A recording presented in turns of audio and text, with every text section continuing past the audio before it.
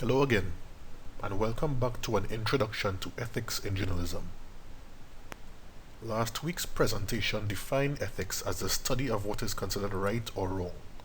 We took a look at 5 prominent ethical principles and applied them to an interesting exercise involving 6 unfortunate people and a trolley. We concluded by noting that the ethical principles are most useful when considered alongside several other factors. Today's session will introduce you to the Potter box system of ethical reasoning. We'll outline each of the factors that comprise the system and see how they work together to aid in the decision-making process. Dr. Ralph Potter's system of ethical reasoning breaks the decision-making process down into a consideration of 4 different factors, namely the definition, values, ethical principles, and loyalties. We've already discussed ethical principles at length. Let's look at the 3 remaining quadrants of the Potter box. The definition is simply a clear and concise account of all the facts related to the dilemma we are facing. In other words, we need to have as much relevant information about the situation or the subject of the story before we decide what to write or how to write. It might seem obvious, but you'd be surprised at how your choices can change as your understanding of the situation becomes clearer. A value is a social, professional, or personal standard which is held in the highest regard. You're already familiar with the core values of journalism, which include accuracy, fairness, independence, fearlessness, social responsibility, and accountability. These are separate from a story's news values, or elements of newsworthiness such as timeliness, relevance, impact, and human interest.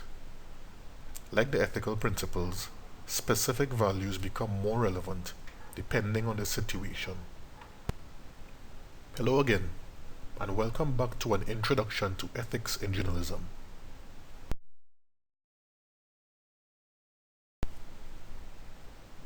As a journalist, your primary obligation is to society, as embodied by your readership.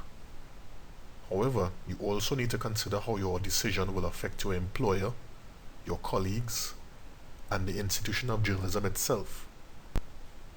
So those are the remaining 3 corners of the Potter box.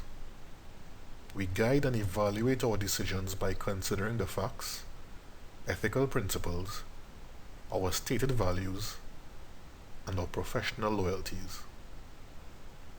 In theory, the box's sequencing helps resolve any competing values or clashes between ethical principles. Consider a situation where you feel obligated to share information with the public, but you realize that doing so could be socially irresponsible. This represents a clash between 2 values. Applying the principle of utility, or considering your loyalty to society, determines which value is most relevant.